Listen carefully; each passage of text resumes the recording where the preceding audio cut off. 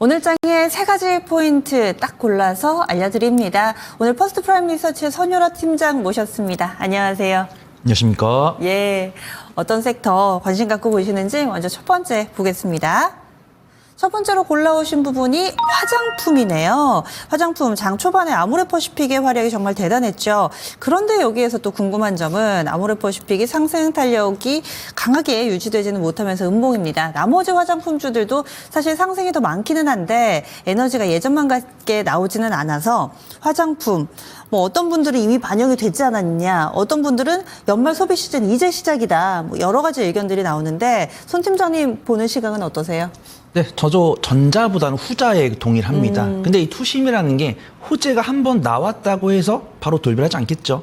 그 다음에 추이가 좋았다고 한다면 긍정적인 뉴스가 나왔을 때는 긍정적인 쪽으로 반응을 하겠지만 화장품 관련 종목들이 정말 오랜만에 부각이 됐습니다. 우리가 이제 화장품이 언제 강했냐면 약간 2024년 2분기에 강했죠. 그때 뭐 4월 달부터 6월 때까지 수출 동향 봤을 때는 꾸준하게 뭐 중국이든 미국이든 간에 수출량이 증가한다는 뉴스 나왔었고, 그 다음에 7월 달과 8월 달에 약간 화장품 수출이 약간 주춤했다는 뉴스가 나오면서, 그 다음에 혹시라도 이런 뉴스로 인해서 피크아웃이 우려가 있는 것이 아닌가라는 이유가 나오면서 조정을 겪었습니다. 근데 조정도 생각을 해보니까 정말 실리콘2를 제외하고는 거의 바닥까지 다 내려왔습니다. 그래서 그런 부분에서 화장품 관련 종목들에 대한 투심이 굉장히 좀 훼손이 된 거다라고 보고 있고, 만약에 이 화장품 섹터들이 실적 향상에 대한 기대감이 없었다고 한다면 퍼가 안 떨어지겠죠. 근데 저는 화장품 같은 경우는 오늘을 기점으로 추가적인 투심이 개선이 된다고 했을 때는 공략을 해볼 만하다라고 판단합니다. 그래서 LG생활건강도 실적 발표했고, 그 다음에 아모레퍼시픽도 실적 발표했습니다. 그래서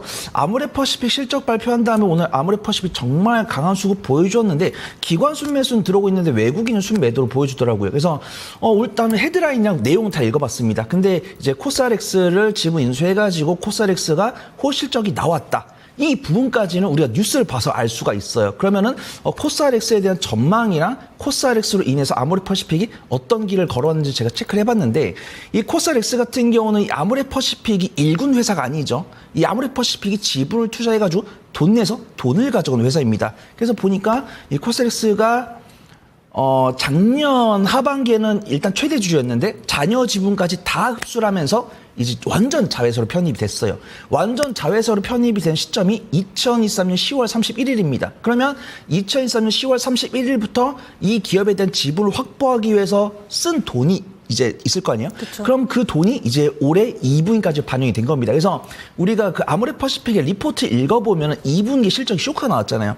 물론 뭐 내수라든가 중국이라든가 이런 쪽에서 판매가 조금 줄어든 것은 맞지만 일회성 비용도 있었다라고 리포트 내용이 있습니다. 그래서 그 일회성 비용이 뭘까라고 했을 때는 이 코스알엑스의 지분을 참여하기 위해서 여기다 자금을 쓴 것이 맞다라고 판단되고 있고, 완전 자회사로 편입 완료했기 때문에 추가 자금 투입은 없을 겁니다. 그런 상황에서 이제 미국에서 이 코스알엑스가 원활한 판매 매출을 보여줬기 때문에 3분기 실적 발표를 한 건데, 이 코스알엑스의 4분기 올해 하반기부터 내년 상반기까지의 실적 퍼포먼스보다는 지금 기조를 유지해 줄 거다라는 뷰가 있어요. 그래서 보면은 이제 원래 코스알엑스가 원래 미국에서 잘하던 기업이기 때문에 코스알엑스의 실적이 이번 3분기 실적 발표되면서 약간 기저 효과를 준 거죠. 그래서 2분기에서 3분기 넘어올 때, 그다음에 작년 3분기 대비해서 올해 3분기에는 정말 서프라이즈를 보여줬는데 추가적으로 일회성 비용이 납부될 것이 없다 보니까 4분기는 3분기 그대로의 실적 기조를 보여줄 건데, 그런 기존 실적 기조를 보여줄 때는 우리가 만족할 만한 실적 퍼포먼스는 좀 기대하기 어렵다, 이런 평이 있습니다. 근데 저는 이 투자를 하실 때 주가 수익 비율을 존중하시는 분들께는 권해드려요. 왜냐하면 너무 바닥권에다가 기관 순매수 들어오고 있고 실적은 그대로인데 주가가 많이 떨어지다 보니까, 예전에 우리 기억나시죠? 화장품 관련 종목들 12개월 선행포가 보통 다 25에서 35 이렇게 넘어갔었잖아요. 네? 근데 지금 우리가 알고 있는 주요 화장품 기업들의 12개월 선행포가 15 아래로 떨어졌습니다. 저희 지금 보고 계시는 대표적인 종목 차트 보면서 설명을 들으면 더 이해가 잘 될 것 같아요. 네, 밸류에이션 얘기하고 계시니까 사실은 한창 올해 상반기까지만 하더라도 가파르게 좀 올랐었잖아요. 그러다가 지금 거의 다 반납했습니다 얘기를 해주셨는데 종목마다 놓여있는 위치가 약간은 좀 다릅니다.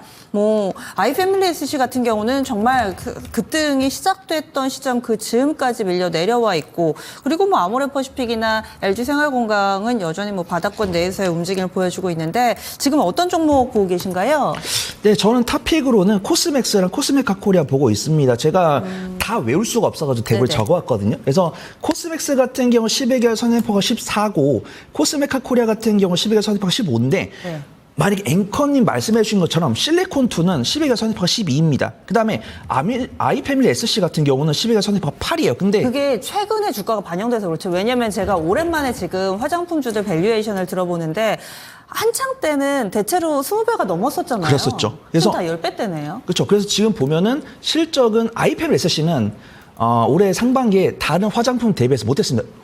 제가 웬만한 화장품 중에서 작년보다 올해 못한 기업은 아모레퍼시픽, LG생활건강밖에 없어요. 우리가 흔히 알고 있는 오디엔 기업들은 분기 실적이든 간에 연간 실적 간에 연간 실적 기준이든 간에 실적이 다 올랐습니다. 근데 네. 주가가 떨어질까? 당연히 포도 떨어지겠죠. 그래서 내가 만약에 나는 좀 단기적인 수익을 원한다고 하시면 코스맥스나 코스메카 코리아 말씀드리는데 나는 그냥 모아가는 관점이다라고 본다고 했을 때는 뭐 실리콘2도 괜찮고 아이패밀리 SC도 괜찮고 CNC 인터내셔널도 괜찮은데 실리콘2는 매매 잘하신 분들께 권해드리겠습니다. 왜냐면 주가가 안 떨어지더라고요. 안 떨어진 건 이유가 있겠죠. 근데 저는 아무래도 딱 일봉 차트를 봤을 때 바닥이 아니다라고 판단이 됐을 때는 내가 굳이 빠르게 수익을 먹을지언정 잃기는 싫거든요. 그래서 내가 정말 모아가는 관점으로 본다고 한다면 아이패밀리 SC랑 CNC 인터내셔널 말씀드리는데 수급이 안 좋습니다.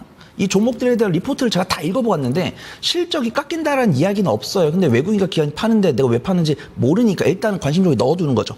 근데 이런 상황에서도 긍정적 리포트가 나오면서 외국인과 기관이 주워담고 있는 종목은 코스맥스랑 코스메카 코리아라고 해요. 그래서 상대적으로 10개월 선행포가 아까 말씀드린 종목들보다 근소하게 높지만 기술적 위치 괜찮고 외국인과 기관의 수급이 들어오기 때문에 저는 코스맥스랑 코스메카 코리아, 코스맥스는 이제 중국향 ODM 기업이고 코스메카 코리아는 이제 미국향 ODM 기업인데 이 인거루드랩이 코스메카 코리아의 자회사인데 이 인거루드랩이 2분기 실적이 적자가 났습니다. 근데 적자가 나온 이유를 보니까 일회성 비용이라고 해요. 그래서 그 미국 지역에서 사업 확장을 위해서 증설했더니 일회성 비용이 반영돼서 적자가 나온 건데 네. 그 증설 효과를 반영할 수 있어서 올해 하반기에 실적이 개선될 거라는 리포트가 나오니까 저는 탑픽은 코스맥스랑 코스메카 코리아 보도록 하겠습니다. 화장품을 비교적 긍정적으로 봐주시는 건데 그러면은 예전에 비해서 지금 많이 싸졌다라는 관점으로 접근하자라는 말씀이신가요? 아니면은 하반기까지 현재 성장 모멘텀 이상무 계속해서 실적 좋을 거니 믿고 가자라는 쪽이신가요? 일단 내가 화장품을 사가지고 3개월, 6개월 보유할 거다 이런 분들께는 긍정으로 말씀을 드리고요. 그다음에 네.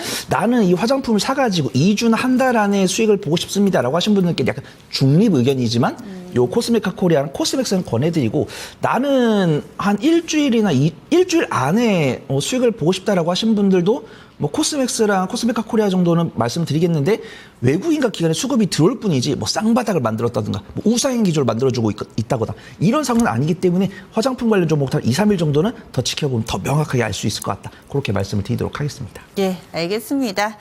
그래서 화장품 관련된 종목군들 투자 기간에 따라서 세부적으로 전략을 세워드렸고요.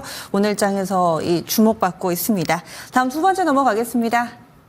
방산주 10월 한 달 동안에 성적이 굉장히 좋았던 섹터입니다. 과연 계속해서 좋을 수 있을 것인가? 약간은 좀 쉬어가는 움직임도 포착되고 있는데요. 방산. 오늘은 뭐 딱히 뉴스가 없는 것 같기도 하고, 뭐 북한 쪽에서 ICBM 발사 소식이 뭐 뉴스라면 뉴스인데 워낙에 요즘 뭐 자주 나오는 뉴스여가지고 그러면 방산주는 어디에 포커스를 맞춰보고 계신가요? 그렇죠. 저도 앵커님과 동감입니다. 어떤 업황에 대한 리포트가 너무 많아요. 그래서 방위산업이라고 검색을 해보면은 모든 증권사에서 업황 리포트를 다 씁니다. 그래서 오늘 좀 차별화가 있잖아요. 이제 조선이랑 방산을 보통 묶어서 많이 말씀하시잖아요. 네. 조선이랑 방산이 같이 움직이는데 움직임 차별화가 있습니다. 근데 이것도 말해보라라고 하면 말해드리지만 저는 방산이랑 조선을 어차피 같이 해서 같이 파는 마인드이기 때문에 그 어떤 것도 부정적으로 보고 싶지 않아요. 근데 조선 아무래도 중국에서 좀 조선업이 좀 치고 나오는 게 영향이 아닌가라고 판단하고 있고 근소하게 이거는 의미가 없다고 판단됩니다. 조선도 뭐 몇 년치 수주가 있고 방산도 몇 년치 수주가 있는데 그 뒤를 바라보는 것 같아요. 그래서 조선 같은 경우 이제 중국에서 치고 나오니까 조선이랑 방산도 기업마다 다르지만 뭐 1년 반치, 2년치 수주를 껴안고 있는 것은 마찬가지지만 그 뒤가 불투명하다. 조선은 그 뒤가 불투명하다는 이미지가 있는 것 같고 방산 같은 경우는 그 뒤가 여전히 밝다라는 부분인데 저는 빠르게 단기적인 수익을 가져가는 걸 좋아하기 때문에 트럼프 대선 후보가 대통령이 됐을 때는 방위산업 관련 종목들의 좀 트레이딩이 이제 일관비도 커질 수 있다고 판단해요. 근데 뉴스를 보신 분들 아시겠지만 해리스 후보의 지지율이 올라갔다고 합니다. 그래서 지금 미국 같은 경우는 다음 주에 대선인데 어차피 대선도 우편으로 하고 지금도 예비 투표, 예비 선거 기간이라서 지금 우편을 다 보내고 있어요. 근데 그 우편을 열어봤을 때는 해리스 후보가 조금 유리하다라는 평이 있습니다. 그래서 제가 뭐 누가 대통령이 되냐에 따라서 뭐 방산이 오르고 내리고 하진 않고 방산은 결국 방산에 대한 중요성은 아무리 강조해도 부족함이 없기 때문에 누가 대통령이 되냐에 따라서 기간 문제다라고 판단합니다. 그래서 저는 말씀드렸는데 만약에 트럼프 대선 후보가 대통령이 되면은 방위비가 올라가니까 그 안에 무기를 확보하려고 할 거잖아요. 그러면은 수주가 폭발적으로 증가할 겁니다. 그러면 방위 산업이 반짝 떴다가 밀릴 것 같아요. 근데 해리스 후보가 대통령이 되면은 이거는 뭐 그 후보를 폄하하려는 게 아니고 그 두 분이 성격이 좀 다르잖아요. 그래서 트럼프 대선 후보가 대통령이 되면은 이 지정학적 리스크 문제를 빨리 해결하려고 약간 공격적으로 할 겁니다. 그러면은 방위 관련 종목들 실적이 반짝 나왔다 미끄러질 건데 해리스 후보 같은 게 조금 완화하게 러우 사태 리스크도 좀 완화하게 둥글둥글하게 하고 그러면은 이 지정학적 리스크 기간이 길어지는 거는 결국 방산을 제외한 나머지 섹터들한테 하방 압력을 주는 뉴스지만 방산 같은 경우는 매매를 못하신 분들도 안전하게 수익 청산할 수 있도록 약간 좀 시간적 여유를 벌어줄 수 있다고 보고 있고 아무도 방산에 대한 리포트가 안 나오지만 오늘 조선과 달리 방산이 강세를 보이는 이유는 해리스 후보의 지지율 때문에 방위 산업을 내가 정말 초조하게 뉴스 팔로우업을 막 시간 단위로 해가면서 매매할 필요 없이 좀 여유롭게 투자할 수 있겠다 이런 뷰가 있는 것 같고요. 그러면 방산은 어떤 후보가 돼도 크게 산업에 지장을 받지 않는다. 계속해서 방위비는 늘어갈 거다라는 전망에 동의하시면서 지금 보시는 거죠? 그렇죠.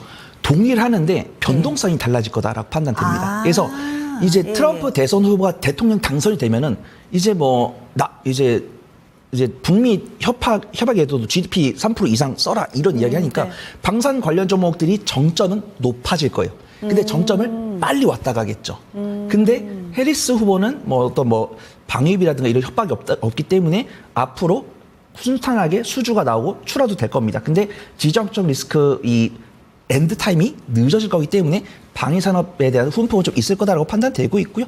방산 관련 종목들은 좀 추이가 괜찮죠? 나쁘지 않습니다. 맞아요. 조선 대비해서 고점 대에서 밀린 게 없고 21선 잘 지지하는 모습이고 이 방위 산업도 약간 항공기 쪽이 있고 지상 무기 쪽이 있잖아요. 맞아요. 그래서 지상 무기 쪽은 오늘 외국인과 기관의 순매도가 나오고 있어요. 그래서 저는 뭐 현대 로테미드, 하나 에어로스페이스든 LIG 넥스원이든 한국항공우주든 다 권해드리고 싶지만 오늘에 한해서는 외국인과 기관이 항공 쪽에 선택적 매수를 넣으니까 저는 항공 쪽을 보는 게 맞을 것 같다. 그렇게 평가해 보도록 하겠습니다. 그러면 한국항공우주 보시는 거세요?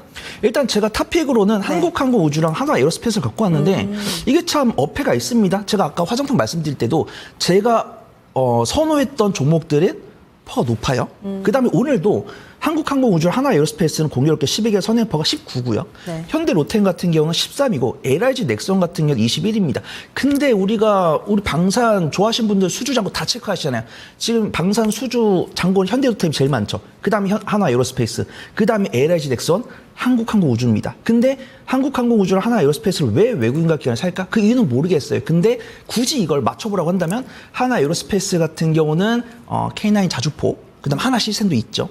그다음에 한국항공우주 같은 경우는 앞에 말씀드린 세 종목에 대해서 상대적으로 소외를 오래 받았습니다.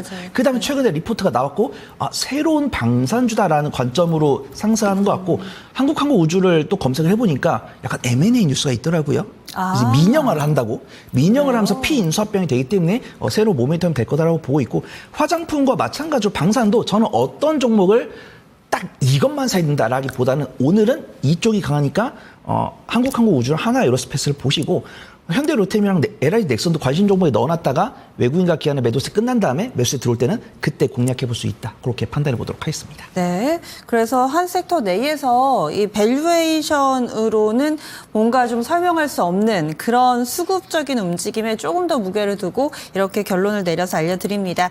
단기에 이 방산주 가운데서는 한국항공우주가 가장 추세가 살아있는데요. 이 종목하고 하나 에어로스페이스를 조금 더 이 방산 섹터 내에서 선두꾼으로 이렇게 나눠주셨어요. 다음 포인트 넘어가겠습니다. 오늘장 대형주 가운데서도 2차전지, 특히나 2차전지 셀업체들의 움직임이 가뿐합니다. 시장 분위기에 영향을 받지 않고 활발한 흐름을 나타내고 있고요. SK이노베이션은 한 3.4% 정도까지 오름세 보여주고 있습니다. 삼성 SDI도 1.5%대, LG 에너지솔루션도 1%가량의 오름세를 띠면서 소부장이 막 강하게 따라가지는 않거든요. 지금 포스코 퓨처엠정도 2% 상승권인데 2차전지 볕이 들 수 있을 것인가. 그리고 오늘 유난히 셀이 강한데 이것도 좀 배경이 궁금합니다. 어떻게 분석하시나요? 네, 우선 약간 방사능 비슷합니다. 방사능 비슷한데 다른 점은 전 이렇게 표현해요. 떨어지는 칼날이 약간 둥글둥글해지고 있다. 그래서 잡고 싶으신 분할 매수 잘하신 분들 접근을 해보겠지만 이거를 강하게 권하기에는 이제 증권 전문가로서 양심이 찔리는 거죠. 그래서 우리 시청자분들께 정말 안전하게 수익을 내고 싶은 거는 실적도 잘 나오고 있는데 업황 개선이 되면서 실적이 점진적으로 우상을 하고 있는데 이 종목들이 업종 대비 저평가 영역이 있다고 한다면 정말 자신감 있게 권해드릴 수 있죠. 근데 아니잖아요. 네. 지금 이게 되게 유튜브에 가보면은 약간 입 빨린 소리다라는 이야기예요. 그래서 왜냐하면 실적도 개선이 안 됐죠. 그 다음에 어떤 수주라든가 양극재 가격 반등도 없어요. 근데 이거를 강하게 권하기엔 어렵습니다. 근데 외국인과 기관은 산단 말이에요.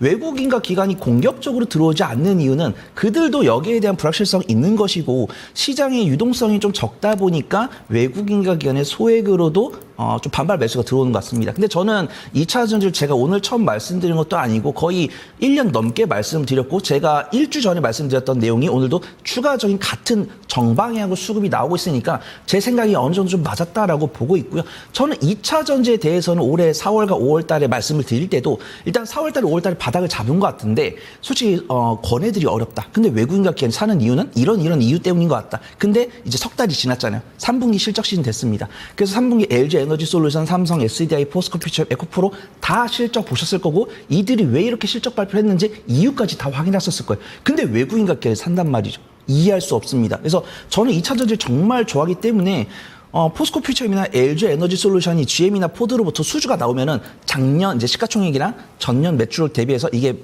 수주가 몇 프로인지를 계산해 보거든요. 뭐 몇 년치 동안 뭐 40조면은 뭐 8년이면은 이렇게 8로 나눠 가지고 5조면은 작년에 기록했던 매출의 5%, 뭐 10%네. 이런 식으로 말씀드립니다. 그래서 지금 올해 1월부터 지금까지 수주한 내용을 다 봤을 때 작년에 기록했던 매출의 사실 절반이 안 되기 때문에 당분간 실적 개선을 기대하기 어렵다라고 보는 뷰고 증권사 리포트도 지금 LG 에너지 솔루션이나 포스코 퓨처 리포트를 검색을 해보시면은 3분기에 다소 아쉬운 실적을 보여주었고 LG 에너지 솔루션 같은 경우는 AMPC 수혜를 입었는데 이 양극재 기업들은 AMPC 수혜를 못 입었다. 근데 이번에 해리스 대선 후보가 되든 트럼프 대선 후보가 되든 AMPC의 비율은 줄어들겠지만 이 AMPC가 닿는 범위는 넓어질 수 있기 때문에 국내 2차 전지 네. 관련 종목들 이제 뭐 배터리 모듈이라든가 양극재까지도 범위가 넓어진다는 표가 있기 때문에 그런 기대감을 살 수 있는데 유심히 보는 거죠. 그러면 우리가 기대했던 것 대비 실적이 나아지려면 수주가 나와야 되죠. 근데 수주가 좀 안 나오고 있죠. 그다음 리튬 가격도 제자리입니다. 지금 68위안양 72위안 사이에서 왔다 갔다 하고 있어요. 수주 안 나오는데 리튬 광산이라고 검색을 해보시면 리튬 광산 개발 뉴스가 많이 나옵니다. 그래서 보면은 그다음에 전기차도 판매 전체적인 양 증가를 하고 있는데 한 5에서 10% 증가를 하고 있어. 전체적인 전기차 판매 대수는 5에서 10% 증가하는데 중국 전기차가 많이 팔립니다. 그러면 중국 전기차는 뭐 전년 동기 대비 30% 상승하는데 전체 전기차 판매 대수는 10% 증가하면 이 중국을 제외한 나머지 기업들은 떨어지고 있다는 거죠. 그래서 지금 저는 2차 전지를 정말 좋아하지만 거짓말을 못하는 사람이라서 그건 인정을 해야 될 것 같아요. 우리나라가 기술력 1등이 됐으면 좋겠지만 좀 난항을 겪고 있다. 그래서 뭐 나트륨 배터리라든가 반고체 배터리라든가 전고체 배터리라든가 그런 파괴법을 연구를 하고 있는데 그 파괴법이 우리가 생각한 것보다 빨리 나와준 게 중요하다고 보고 있고 그다음에 리튬 광산 하는 게 예를 들어서 우리가 가격이라는 건 결국 수요 공급이잖아요. 수요는 요 정도 증가하고 있는데 리튬 공급량이 더 많이 증가하면 결국 원자재 가격이 떨어진다라는 겁니다. 그래서 지금 증권가 리포트에서 올해 3분기에서 4분기도 실적 개선이 조금 그렇게 판단하기 어렵다고 보는 이유를 전 반박을 하고 싶은데 수주 계속 체크해보고 있고 전기차 판매도는 체크하고 있고 리튬 공급량이랑 리튬 가격을 봤을 때는 4분기도 쉽지 않을 거다라고 보고 있습니다. 그럼 저는 2차전을 권하면 안 되죠. 근데 제가 권하고 있잖아요. 왜? 이런 불확실성이 있음에도 불구하고 혹시라도 회복이 되지 않을까라는 기대감에 외국인과 기관이 사고 있으니까 네. 공략을 해봐야 된다는 것이고 2차전지도 제가 셀을 권해드리는 경우도 있고 양극재를 권해드리는 경우도 있고 네. 전고체를 권해드리는 경우도 있어요. 근데 오늘 셀 위주로 강세를 보이는 이유는 아무래도 시장의 유동 자금이 좀 부족하다 보니까 대장주 위주로 강세를 보이는 거다라고 판단하고 있고 전고체도 몇 종목은 양봉이더라고요. 네. 그래서 뭐 한농화성이라든가 이수 스페셜티 케미컬 이런 종목도 양봉인데 제가 전고체라고 검색을 해봤는데 우리가 보통 전고체라고 하면 뭐 삼성 SDI나 이런 종목들이 전고체 관련 기술 개발을 하고 있는데 이름을 처음 들어본 민간 기업이 어떤 전고체 연구 개발 진행한다 이런 뉴스가 있더라고요. 근데 이런 뉴스 때문에 제가 전고체를 강하게 말씀드리기보다는 일단은 전고체는 째려보고 있으면서 탄력이 붙으면 그때 공략을 하고 네. 일단은 테슬라랑 관련 있는 밸류체인을 좀 유심히 보시는 게 좋을 것 같다. 그렇게 판단을 해보도록 하겠습니다. 지금 팀장님이나 저나 사실 어떤 섹터에 대한 호불호라든지 뭐 저희가 편애한다고 주가가 오르는 것도 아니고요. 그래서 여러분들이 좀 제3자 시각에서 저희가 감정을 담지 않고 객관적으로 좀 말씀드리고 있다라는 점들을 감안을 하셔서 들어주셨으면 좋겠어요. 2차전지 얘기하기가 조금은 부담스러운 부분도 있어서 제가 다시 한번 좀 점검을 하면은 싸냐, 가격이 싸냐 여기에 대해서는 yes or no. 장비주는 쌉니다. 네? 장비주는 싼데 나머지는 잘 모르겠다. 악플이 엄청 올라오고 있는데요. 그러니까 뭐냐면 네.